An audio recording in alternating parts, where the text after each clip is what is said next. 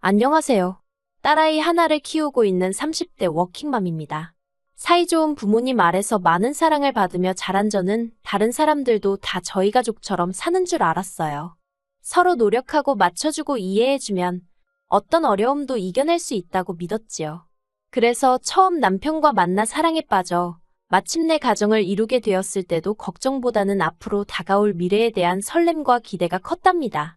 하지만 지금 이렇게 이혼을 목전에 두고 있으니 여러 가지로 착잡한 심정이네요. 대학교에서 경영학을 전공했고 차석으로 졸업했어요. 이후로 교수님의 추천으로 남들보다 조금 유리하게 대기업에 들어갈 수 있었지요.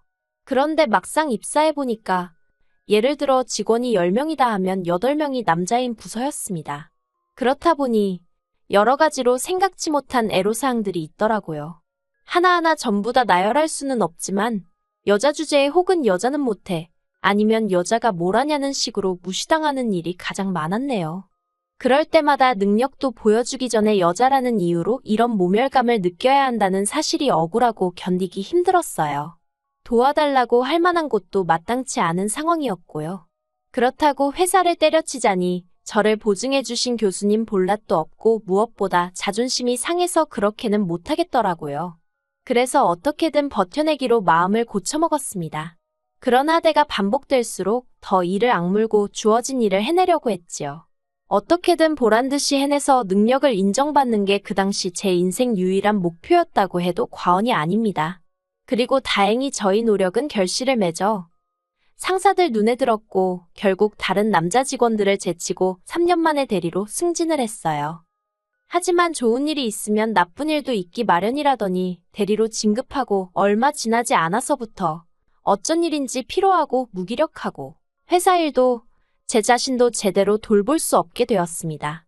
이 무렵에는 주변 사람들도 제가 뭔가 문제가 있다는 사실을 눈치챌 만큼 상태가 좋지 않았어요.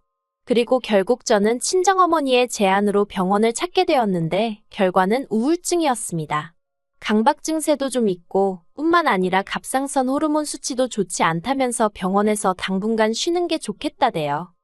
하지만 처음 들었던 생각은 직장에서 내가 그 자리에 어떻게 갔는데 하는 것이었어요. 그래서 당장이라도 회사를 관두라는 친정부모님의 말씀을 뒤로한 채 계속해서 직장 생활을 이어갔습니다. 적어도 병명을 알았으니 정신력으로 극복해낼 심산이었지요. 하지만 이후로 한 달도 되지 않아 저는 회사 내에서 2번이나 쓰러졌고 특히 마지막에 쓰러졌을 땐 그대로 계단에서 구르기까지 해서 회사 안에서 저 때문에 이런저런 말이 나왔거든요. 그래서 결국 자해반타해반으로 회사를 관두게 되었습니다. 이후로 저는 부모님 댁에 머물며 몸과 마음을 달랬습니다. 친정어머니의 권유로 운동도 배우고 주말이면 부모님과 함께 여기저기 여행도 다녔어요. 저희 친정은 경제적으로 여유가 있는 편이라 사실 제가 직장을 다니지 않아도 소위 먹고 사는 문제는 없습니다. 하지만 그럼에도 불구하고 1년 정도를 쉬면서 보냈더니 언젠가부터 다시 좀이 쑤시는 게 일을 하고 싶더라고요. 그래서 집에서 멀지 않은 작은 회사에 입사 지원서를 냈고 그렇게 다시 직장 생활을 시작했습니다. 전에 다니던 직장에 비하면 연봉은 3분의 2로 줄었지만 업무량도 적고 출퇴근 시간도 칼 같아서 신체적으로 무리가 전혀 되지 않았지요. 그리고 남자 직원들이 대부분이었던 과거와 달리 새 직장은 남녀가 적절한 비율로 이루어져 있어서 소위 이런저런 감정 싸움이나 기싸움이 없었다고 할까요? 그래서 전보다 더 즐거운 직장 생활을 할 수 있었어요. 그리고 남편과도 직장 동료의 소개로 만나게 되었고요. 소개받았을 당시 남편은 아버님 지인의 회사에서 일을 하고 있었는데 당시 저는 그런 남편을 결혼 상대로 생각하진 않았어요. 단지 직장 때문만은 아니었고 남녀 사이라면 솔직히 말해서 소위 삘이라고 해야 할까요? 뭔가 통하는 게 있어야 한다고 생각했는데 남편을 처음 만났을 때 그런 감정은 느끼지 못했거든요. 하지만 남편이 어찌나 제가 마음에 든다며 저를 따라다니던지 그의 노력과 정성에 제가 결국 마음의 문을 열게 되었네요. 그리고 이후로 1년의 연애 끝에 부부의 연을 맺게 되었습니다. 사실 말이 나와서 말이지만 지금까지도 마음에 걸리는 일이 하나 있는데 사실 결혼은 남편이 저에게 매달려서 하기로 한 건데 막상 상견례 자리에서는 친정부모님께서 시부모님께 어찌나 저자세이시던지요. 제가 몸이 약하니 그 부분만 좀 배려해달라고요. 솔직히 결혼 비용도 저희 쪽에서 좀 더 부담하는 상황이었고, 연봉도 제가 더 높았는데, 가불관계라고 표현하긴 그렇지만, 몸이 약한 며느리를 받아준다는 이유로 어느샌가 시부모님이 저희 친정부모님은 을이 되어 있는 듯하여 자식으로서 보기 힘들고 죄송한 마음이었네요. 이후로 몇 년 동안 저희는 별 문제 없이 지냈습니다. 아니, 적어도 저는 그렇게 믿었어요. 하지만 딸애가 어린이집에 들어가고 얼마 지나지 않았을 무렵 남편이 저에게 할 이야기가 있다고 하대요. 그리고는 처음으로 남편이 자기가 다니는 회사가 어떤 곳이고 자기가 지금 어떤 상황에 처해 있는지를 저에게 털어놓았어요. 사실 그전에도 몇 번이고 제가 남편에게 회사는 어떠냐, 다닐만하냐 그런 것들을 물어본 적이 있어요. 아무래도 아버님 지인이 운영하시는 회사니 얼마나 스트레스를 받을까 싶었거든요. 저도 예전 회사를 다닐 땐 때때로 불공평한 상황에서 제 목소리를 내고 싶은 순간도 있었지만 그게 행여나 저를 추천해주신 교수님에게 누가 되진 않을까 걱정스러워 꾹꾹 눌러 참았던 경험이 있었으니까요. 하지만 그럴 때마다 남편은 괜찮다 다닐만하다라는 식으로 둘러댔고 저도 더는 캐묻지 않았습니다. 그런데 이번만큼은 남편이 먼저 힘들어 죽겠다는 거예요. 알고 보니 남편은 다른 직원들과는 매우 다른 처우를 받고 있었습니다.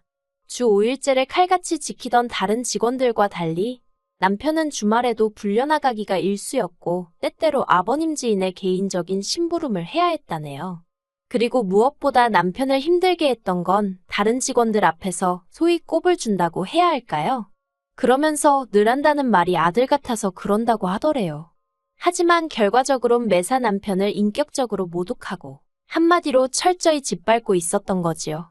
듣다 보니 어찌나 제가 화가 나던지 그딴 회사를 못하러 다니느냐고 당장에 때려치라 했습니다. 당신이 그렇게까지 피눈물 흘려가며 돈 벌어오는 건 원하지 않는다고요. 그런데 이 이야기가 아버님 귀에 들어갔고 아버님은 저희를 불러 노발대발 화를 내셨어요. 당신 지인이 얼마나 좋은 사람인지 아냐면서 이게 다 남편이 심지가 약하고 물러터져서 그런 거랍니다. 그러면서 그 지인한테 충성을 다하다 보면 가게 하나라도 남편 앞으로 내줄지 모른다며 좋은 날이 올 거라고 참고 기다리라나요. 그런데 그 회사에도 버젓이 사장의 자식들이 다니고 있었고 그렇게 부를 일군 사람이 남한테 헛돈 퍼주는 일이 세상 천지 어디에 있어요? 제가 아버님 떨어 그럴 일은 없을 것 같다고 조심스레 말씀드렸습니다. 지금 당장 일한 것도 제대로 계산해주지 않는 사람인데 뭘 보고 그런 기대를 하시는 거냐고 이러다 아버님 아들 그러니까 제 남편 등골만 빨아먹히겠다고요. 그러자 아버님이 저더러 당신 지인을 욕하는 건 당신을 욕하는 거나 마찬가지라며 저한테 EX저X하고 욕을 하시대요. 결국 그 일을 계기로 저는 아버님 눈밖에 났고 남편은 이러지도 저러지도 못하고 또 몇 달을 다니더라고요.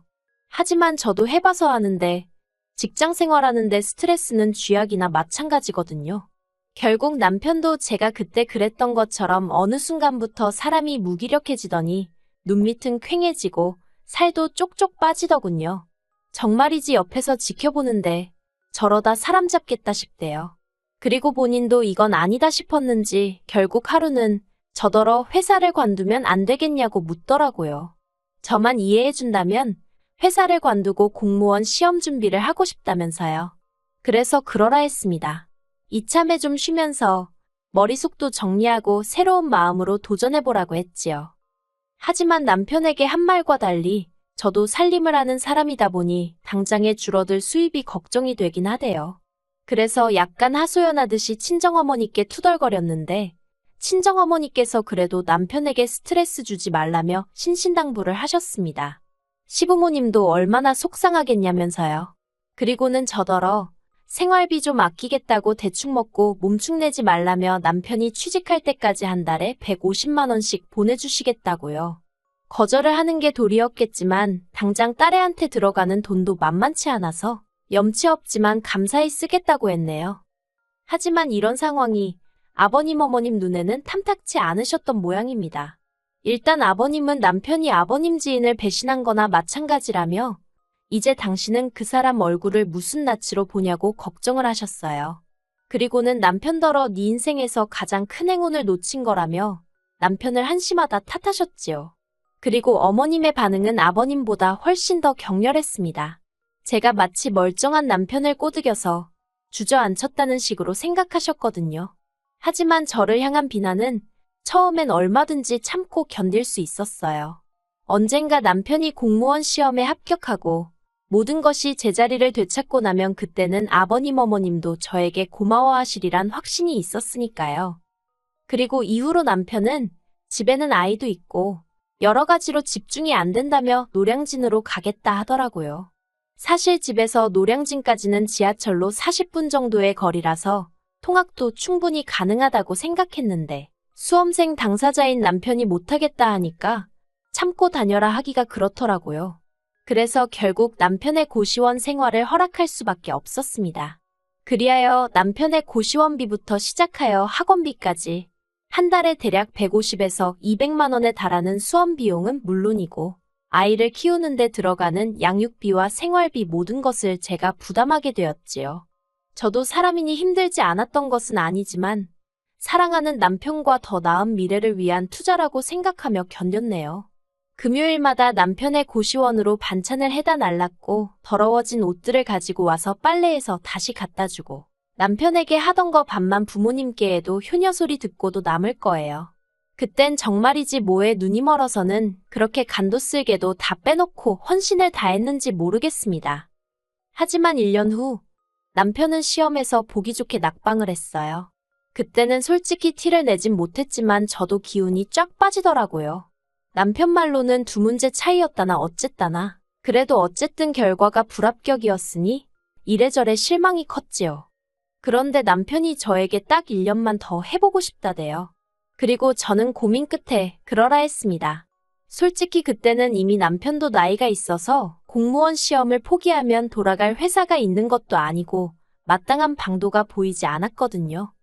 그렇게 또다시 1년이 지났고 마침내 남편이 필기시험을 통과했어요. 아주 마지노선에 간신히 걸쳐진 모양이 돼요. 그래도 면접 경쟁률은 2대1도 안 되는 상황이었으니 합격은 따놓은 당상이다 싶어서 너무너무 기뻤어요. 출구가 보이지 않는 터널 같던 남편의 수험 생활도 끝이 났으니 이제 정상적인 가정으로 돌아갈 수 있겠구나. 시부모님은 얼마나 기뻐하실까? 자그만치 2년 동안 입 밖으로 참아내지 못하고 상상만 하던 일들이 현실이 되는 것 같았지요. 면접까지는 한 달이 남아 있었지만 이미 시댁은 축제 분위기였어요. 솔직히 구급이긴 했어도 남편의 합격에 제가 기여한 바가 많다고 스스로 생각했기 때문에 제 어깨에도 잔뜩 힘이 들어가 있었고요. 그런데 어머님께서 생각지도 못한 이야기를 꺼내시대요. 하신다는 말씀이 저희 친정부모님께 말씀드려서 공무원 사위 타고 다닐 외제차 한 대 해달라고 하라나요. 저는 처음에 제가 잘못 들은 줄 알고 제기를 의심했습니다. 결혼할 때도 이미 제가 남편보다 더 해온 상황이었고 그간 남편이 수험생이랍시고 집안을 돌보지 못할 때도 제가 어머님 아버님 용돈까지 대드렸던 상황이었는데 어찌나 어이가 없던지 오죽하면 저도 모르게 어머님더러 진심으로 하시는 말씀이냐고 되물었다니까요. 그러자 어머님께서는 저희 친정부모님께서도 공무원 사위를 두게 되셨으니 그 정도는 해주시는 게 당연한 거 아니냐대요. 그 소리를 들으니 순간 속에서 열불이 올라왔고 저는 어머님께 공무원 사위나마나 당신 딸이 사위 공부시킨다고 개고생하는 거 보시고 어찌나 속상해하셨는지 모른다고 쏘아붙였어요. 그러자 어머님께서 하신다는 말씀이 옛날에는 여자들이 머리카락도 팔고 그마저도 여의치 않으면 X라도 팔아서 남편 뒷바라지하고 그랬답니다.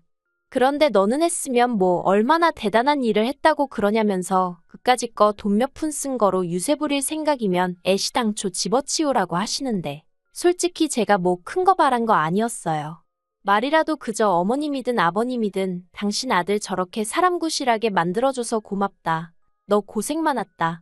수고했다. 이런 말 한마디였으면 충분했거든요. 그리고 그때 남편이라도 제 편에 서서 어머님 아버님께 말 조심하시라고 한마디라도 했다면 제가 이혼까지는 생각하지 않았을 거예요. 하지만 믿었던 남편마저도 저더러 왜 시부모님한테 유세를 부리고 생색을 내냐면서 보기 흉하답니다.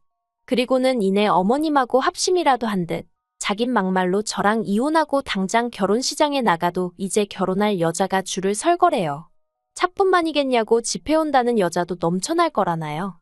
제가 구급 공무원이란 직업을 무시하는 건 결코 아니지만 어떻게 저렇게 자신만만할 수 있는지 기도 안 차더군요. 도저히 그 꼴을 보고 견딜 수 없었던 저는 그러냐고 그러면 이혼하고 그 여자들 중에 입맛에 맞는 여자 하나 골라서 살라고 소리를 질렀습니다.